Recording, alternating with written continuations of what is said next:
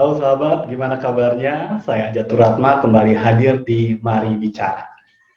2 hari yang lalu, Kementerian Pendidikan dan Kebudayaan merilis, jadi sudah sah ya, soal BSU. BSU ini adalah bantuan subsidi upah yang diberikan bagi sekitaran 2 juta guru honorer, baik negeri maupun swasta. Di satu sisi ini adalah hadiah bagi guru yang akan berulang tahun merayakan Hari Guru Nasional. Di sisi lain, ini juga menjadi catatan penting ya bagaimana pemerintah dalam hal ini Kementerian Pendidikan dan Kebudayaan memiliki cara pandang terhadap guru hari ini.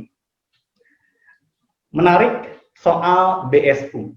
Karena ini adalah kepanjangan dari program yang diberikan oleh pemerintah untuk tenaga kerja yang berpenghasilan di bawah 5 juta yang sebelumnya merupakan program dari Kementerian Tenaga Kerja dan Transmigrasi. Kemudian diperluas, ada guru yang ikut kepesertaan BPJS juga mendapatkan subsidi. Namun waktu itu timbul harapan, desakan agar Kementerian Pendidikan dan Kebudayaan juga memberikan perhatian bagi para guru yang tidak ikut atau tidak sebagai peserta BPJS dan posisinya sebagai guru honorer. Kita tahu honorer di tanah air jumlahnya banyak dan kalau menurut data lebih banyak guru honorer dibandingkan guru PNS di Indonesia ini. Satu fakta yang sangat miris tentu saja. Karena apa? Berarti geliatnya pendidikan di Indonesia banyak digerakkan oleh guru honorer dengan penghasilan yang tidak besar, dengan jaminan hidup yang nggak tentu. Namanya juga guru honorer. Mereka digantungkan pada bos, dan tentu ini menjadi PR bagi Kementerian Pendidikan dan Kebudayaan ke depannya. Tentu tidak hanya sekedar 1,8 juta yang diberikan, harus ada tindak lanjutnya apa untuk mereka. Memang kalau berbicara tentang guru honorer, timbul sebuah polemik, bicara tentang kualitas, bicara tentang usia.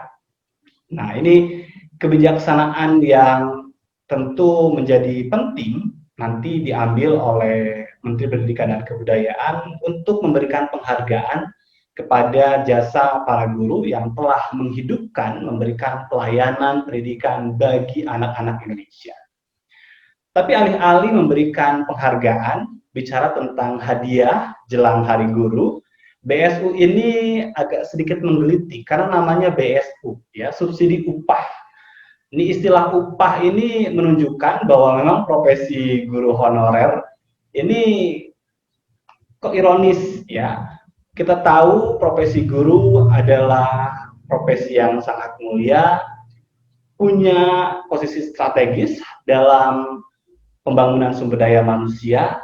Jadi kalau bicara tentang upah identik dengan pekerja kasar, buruh rendahan, apakah pemerintah juga memasukkan kategori guru honorer itu pada kelompok mereka? Ini satu kenyataan yang ya memang harus diakui. Memang selama ini banyak guru honorer dengan penghasilan yang tidak wajar. Namanya saja guru, tapi penghasilan bahkan lebih rendah dibandingkan guru di pabrik atau buruh di tempat perusahaan swasta. Di sisi lain, kalau berbicara tentang pemberian subsidi, kalau di ketentuannya sih tertera di bawah 5 juta rupiah. Kita tahu memang ada banyak kebaikan yang diberikan oleh pemerintah di masa pandemi COVID-19 ini adalah bantuan untuk siapa? Untuk mereka-mereka yang dikategorikan miskin. Nah, kalau BSU ini diberikan pada guru honorer, berpikirnya mungkin ya termasuk warga miskin. Ini satu hal yang ironis, bisa jadi ya menyakitkan tapi itu fakta. Dan apa yang harusnya bisa dilakukan lebih dari itu oleh Kementerian Pendidikan dan Kebudayaan. Sekali lagi kita apresiasi pemberian 1,8 juta. Mungkin ada banyak guru honorer lain di luar 2 juta penerima, tapi setidaknya data itu yang dihimpun oleh Kementerian Pendidikan dan Kebudayaan bersama juga dengan Kementerian Agama. Mudah-mudahan nggak terlalu banyak yang tidak menerimanya.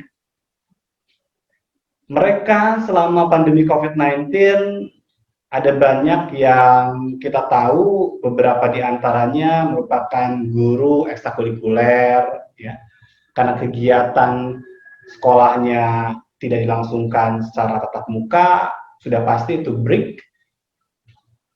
Kebijaksanaan sekolah lain-lain, ada yang tetap membayar, tapi ada juga yang tidak, karena tidak ada mata pelajaran yang diambil. Begitu juga dengan proses belajar mengajar mata pelajaran yang selama pandemi COVID-19 ini kan dimaksimalkan, dilaksanakan oleh guru-guru tetap yang ada di sekolah. Tidak semuanya melayani, jadi lagi-lagi ada sebagian yang dalam tanda petik dirumahkan, non-job, dan tidak berpenghasilan. Artinya kebaikan dari pemerintah dengan BSU 1,8 ini bisa jadi memberikan angin segar ya di tengah banyaknya kebutuhan, terhimpitnya kondisi ekonomi mereka. Tapi ya itu tadi, harus disertai dengan langkah-langkah lain yang lebih memuliakan mereka. Sekali lagi, yang ingin saya katakan bahwa jumlah guru honorer di tanah air ini lebih banyak dari ASN-nya. Berikutnya, janji Menteri Pendidikan dan Kebudayaan soal pengangkatan P3K di tahun 2021 yang angkanya sampai 1 juta, itu kabar yang mengembirakan, tapi apakah itu realistis dengan ketentuan peraturan perundang-undangan yang mengatur tentang kuota? Karena tidak hanya kewenangan Kementerian Pendidikan dan Kebudayaan, ada juga Menpan RB, dan kebijakan-kebijakan lain yang harus disatu-suarakan. Jadi mudah-mudahan terwujud, tapi jangan juga hanya memberikan angin surga. Perlu ada tata kelola yang jelas bicara tentang pembangunan guru di tanah air. Ini menjadi PR besar bagi Kementerian Pendidikan dan Kebudayaan yang sekarang dipimpin oleh Mas Menteri Nadiem Makarim. Berikan penghormatan tidak hanya upah, tetapi juga bicara tentang menjamin kepastian bagi mereka, bagaimana masa tuanya mereka, bagaimana juga dengan keberlangsungan dari proses pendidikan di tanah air ini sendiri. Bicara tentang tata kelola ini kan bisa jadi kita bicara dari hulu ke hilir, dari LPTK-nya hingga ke purna tugasnya. Jangan lagi-lagi kita mewariskan masalah guru honorer ini pada kepemimpinan berikutnya, karena ini sudah sangat akut. Dan kalau memang punya keinginan, punya kewenangan, ingin menunjukkan apa yang diucapkan itu, perlu juga kementerian ini punya dalam tanda petik semacam tangan besi ya, untuk memaksakan kebijakan yang diambil pusat itu juga berlaku bagi pemerintah daerah. Karena problem yang terjadi di dunia pendidikan sekarang ini adalah juga ada kaitannya dengan desentralisasi. Ada banyak masalah yang menyangkut kebijakan pemerintah provinsi, pemerintah kota dan kabupaten, belum lagi dikotomi Kemendikbud dan Kemendak. Ya, adanya guru yang di bawah kewenangan Kementerian Agama, ada guru yang di bawah kewenangan Kementerian Pendidikan dan Kebudayaan. Itu semua menjadi PR besar bagaimana caranya di bawah kepemimpinan Mas Menteri ini untuk bisa diselesaikan. sangat berharap, karena kalau berbicara tentang perbaikan pendidikan, mulai dengan perbaikan gurunya. Dalam kondisi apapun, selama gurunya adalah guru-guru hebat, maka pendidikan yang berkualitas itu akan terwujud. Tetapi kalau kita tidak memberikan penekanan lebih terhadap guru dan peningkatan kualitasnya, maka sampai kapanpun pembangunan pendidikan ini ya gini-gini aja, jalan di tempat. Dan seperti yang sering saya sampaikan, kita hanya akan bisa melihat kelas-kelas pendidikan. Ada yang maju pesat, tapi juga ada yang tertinggal. Pada kesempatan ini, sekali lagi saya ingin berharap kepada pemerintah, dalam hal ini Kementerian Pendidikan dan Kebudayaan, tidak hanya sampai di BSU, tidak hanya subsidi upah, tetapi penghargaan lain yang harus dilakukan oleh pemerintah bagi para guru honorer adalah memberikan kepastian tentang status mereka, karena ini menjadi penting ya untuk mereka bisa bekerja dengan baik di tengah pandemi COVID-19 ini. Tidak mudah bagi mereka untuk bisa memberikan pelayanan. Nah, apa apresiasi berikutnya setelah BSU ini? Kita tunggu. Saya Adit Ratma, sampai jumpa.